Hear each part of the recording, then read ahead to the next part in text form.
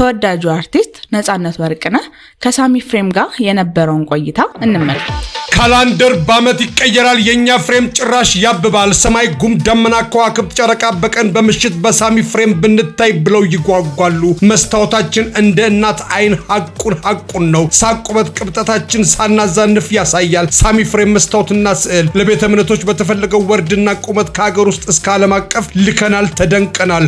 ስራችንማ ምርጥ ነው፣ ጠንካራና ውብ፣ ምክንያቱም ጥርስ የነቀለበት ስራ ነው። ሳሚ ፍሬም መስታወትና ስዕል ከ5 ቤት በ4ቱ የኛ ፍሬም አለ። መስታወታችን ሁሉም ቤት አለ። ሳሚ ፍሬም ልደታችሁ፣ ምርቃታችሁ፣ ሽምግልናችሁ፣ ሰርጋችሁ በሳሚ ፍሬም ይቀመጥ። ለሳሎን፣ ለኮሪደር፣ ለሆቴል፣ ለመስሪያ ቤት፣ ለቤተ እምነት፣ ለቤተ መንግስት ምን